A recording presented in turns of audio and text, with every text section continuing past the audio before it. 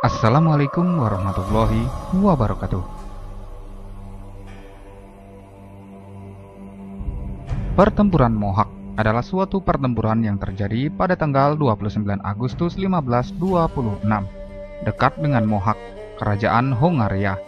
Dalam pertempuran ini, pasukan tentara dari kerajaan Hongaria yang dipimpin oleh Raja Lajos II dikalahkan oleh tentara Turki Utsmani yang dipimpin oleh Sultan Sulaiman I. Untuk sebagian kalangan dari kaum muslimin, nama perang ini memang agak terdengar asing. Tak seperti Perang Badar ataupun Perang Uhud, yang namanya pasti sangat familiar di seluruh kalangan kaum muslimin. Namun tidak demikian bagi orang-orang Eropa, khususnya orang-orang Hungaria. Peristiwa ini akan selalu terngiang dalam ingatan mereka sebagai peristiwa yang menimbulkan trauma dan kesedihan yang mendalam, sekaligus menyalakan api dendam dan kebencian terhadap Islam secara umum dan kepada Utsmaniyah secara khusus, bahkan hingga hari ini. Battle of Mohawk merupakan pertempuran antara kekhalifahan Utsmani melawan koalisi pasukan salib Eropa terbesar pada saat itu. Perang Mohawk dikenal sebagai sebuah pertempuran terbesar antara koalisi Kristen Eropa melawan kekhalifahan Utsmaniyah, yang dimana perang ini hanya berlangsung selama 1,5 jam dengan menelan korban jiwa sebanyak 50.000 orang di pihak koalisi pasukan Kristen. Sementara di pihak kekhalifahan Utsmaniyah, kurang dari 1.500 pasukannya syahid di medan perang. Perang ini berawal dari dibunuhnya utusan Sultan Turki Utsmani yang hendak mengambil jizyah dari Raja Hungaria saat itu, Raja Louis II, yang sudah turun-temurun sampai masa Sultan Salim I. Karena Raja Louis II merasa pengganti Sultan Salim I, yaitu Sulaiman Al-Kanuni, adalah anak belia berusia 26 tahun yang tidak mungkin bisa melawan dan tidak sekuat bapaknya, maka dibunuhlah utusan atas dukungan dari Vatikan.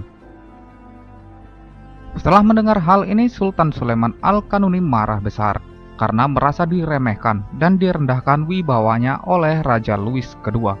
Lalu Sultan Sulaiman segera memerintahkan untuk mengumpulkan seluruh pasukan terbaiknya dari segenap penjuru negeri dan mendeklarasikan perang kepada Raja Hungaria dan kerajaan Eropa.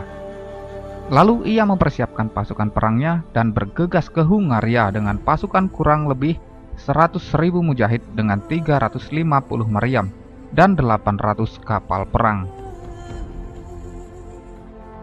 Untuk mencegah datangnya bala bantuan Eropa dan mengamankan perairan Laut Mediterania, Sultan Sulaiman memutuskan untuk memimpin sendiri pasukannya yang akan berjihad menuju Hungaria dengan menempuh jarak sekitar 1.000 km untuk mencapai medan pertempuran. Pasukan Islam menaklukkan daerah-daerah yang dilaluinya, di antaranya Belgrade, ibu kota Serbia. Ini dilakukan untuk mengamankan jalur kembali ataupun jalur mundur pasukan apabila pasukan Islam tertimpa kekalahan. Sementara itu, di dataran Eropa, Vatikan segera memobilisasi pasukan Eropa begitu mendengar keberangkatan pasukan Utsmani.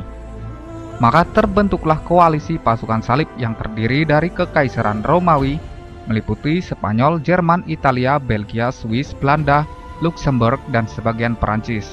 Kemudian Hungaria itu sendiri, Slovakia, Rumania, Serbia, Kroasia, Polandia, Kerajaan Bavaria, negara-negara kepausan, dan beberapa negara lainnya. Terkumpullah 200.000 pasukan salib bersenjata lengkap dari koalisi negara-negara tersebut, baik infanteri maupun kavaleri. Pasukan salib Mohawk dipimpin oleh sejumlah panglima terbaik dari Hungaria saat itu, di antaranya Raja Hungaria Louis II dan Paltomori, seorang pastor yang memimpin salah satu bagian pasukan untuk menebarkan semangat dalam jiwa mereka. My brothers, soon you will have to fight. You will have to kill other human beings. Pada sisi pasukan Islam terdiri dari tentara Turki Utsmani yang dilengkapi sejumlah meriam kuat dan diperkuat oleh satuan pasukan khusus Turki Utsmani yaitu Janissary. Dan pasukan ini dipimpin oleh panglima bagi seluruh kekuatan Islam Amirul Mukminin, Sultan Sulaiman Al-Kanuni. yang telah mengeluarkan perintah bagi seluruh pimpinan pasukan berupa penghancuran kekuatan musuh secara keseluruhan. Hari itu Ahad tanggal 29 Agustus 1526. Kedua pasukan bertemu di sebuah lembah bernama Mohak, yang kelak menjadi nama pertempuran akbar ini, terletak 170 km selatan Budapest, ibu kota Hungaria saat ini. Setelah menghabiskan malamnya dengan ibadah dan munajat, pagi harinya Sultan mengumpulkan pasukannya seraya mengingatkan mereka agar selalu bersabar, tegar dan tawakal kepada Allah selama pertempuran. Menyadari bahwa pasukan musuh lebih unggul dalam jumlah, Sultan menerapkan sebuah strategi yang kelak akan menentukan nasib peperangan. Beliau membagi pasukan dalam 3 barisan sepanjang 10 km. Barisan pertama diisi oleh pasukan elit Janissary, kemudian barisan kedua diisi oleh pasukan infanteri dan kavaleri biasa, dan barisan terakhir diisi oleh beliau sendiri beserta pasukan artileri atau meriam. Pertempuran ini dimulai dengan majunya pasukan salib ke arah pasukan muslimin, dan strategi Sultan saat itu adalah membiarkan musuh maju perlahan ke medan pertempuran, sambil menarik pasukan Islam secara perlahan, sampai musuh memasuki wilayah jangkauan tembak meriam Turki Utsmani. Pertempuran dahsyat pun pecah selepas waktu asar. Pasukan Janissary dari barisan pertama sanggup bertahan selama 1 jam, bahkan berhasil menghabisi 20.000 prajurit musuh. Setelah berlalu 1 jam, atas instruksi Sultan, barisan pertama membelah diri menjadi 2 bagian ke kanan dan ke kiri, dan membukakan jalan bagi pasukan Eropa untuk menyerang barisan kedua pasukan Islam. Pasukan Eropa lantas mengerahkan pasukan utamanya untuk menyerbu. Melihat hal itu, barisan kedua pasukan Islam segera mundur, dengan tujuan memancing pasukan Eropa menuju pasukan meriam di barisan ketiga. Merasa sudah unggul dan mengira kemenangan berada di pihak mereka, pasukan Eropa mengejar pasukan garis kedua sampai tidak menyadari formasi perang pasukan garis ketiga yang telah menunggu mereka. Sebanyak 100.000 pasukan Eropa telah terjebak oleh strategi jitu Sultan, sehingga tanpa sadar mereka sudah berada di tengah-tengah meriam pasukan muslimin. Pasukan garis ketiga telah siap dengan moncong-moncong meriam besarnya, dan letusan pertama meriam itu menyadarkan pasukan Eropa akan situasinya yang sudah terjebak. Tetapi semua sudah terlambat. Pasukan Janissary dan pasukan berkuda yang tadi dikejar oleh pasukan Eropa berbalik menghajar pasukan inti Eropa. Dentuman-dentuman meriam selanjutnya menjadi awal kematian tragis pasukan-pasukan inti Eropa.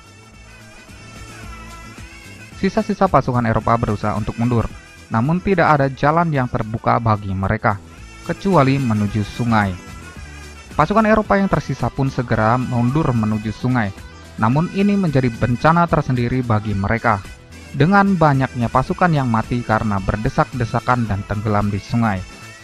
Salah satunya adalah sang Raja Hungaria, Lajos II, yang mati tenggelam di sungai. Kematiannya ini menutup lembaran pertempuran besar ini. Pasukan aliansi salib Eropa benar-benar mengalami kekalahan telak, dan 70.000 pasukannya tewas. Kekalahan ini benar-benar mengguncang seluruh Eropa, sekaligus membuat mereka semakin membenci kaum muslimin. Kekalahan Eropa di perang ini membuat Eropa teracak-acak dan mengubah peta geopolitik Eropa. Bahkan kekalahan ini juga menyebabkan hancurnya kerajaan Hungaria dan membuat Hungaria terpecah hingga beberapa abad kemudian. Kekalahan ini juga dianggap oleh Hungaria sebagai kekalahan terbesar mereka. Oleh karenanya, hingga saat ini ada suatu ungkapan di antara orang-orang Hungaria yang mengatakan, kekalahan terburuk kita adalah di Mohak. Di pihak kaum muslimin, meskipun harus ditebus dengan gugurnya 1.500 orang dalam pertempuran ini, kemenangan dalam pertempuran ini benar-benar menjadi titik penting dalam penaklukan mereka di dataran Eropa. Kemenangan Utsmaniyah dalam perang ini menjadi kunci pembuka bagi penaklukan-penaklukan selanjutnya. Hanya dalam tempo singkat pasca perang ini, Utsmaniyah berhasil menaklukkan kota-kota besar lainnya di Eropa. Bahkan 3 tahun setelahnya, pasukan Utsmani berhasil mencapai Wina, salah satu kota terbesar Eropa kala itu. Dan tak kalah pentingnya, kemenangan kaum muslimin dalam perang ini membuat izah dan kekuatan kaum muslimin semakin disegani dan ditakuti musuh-musuh Islam. Pernahkah kita membaca kisah pertempuran ini dalam buku sejarah sekolah? Para pemalsu sejarah tidak ingin kita membaca sejarah Islam selain kegagalan, kekalahan, dan perpecahan.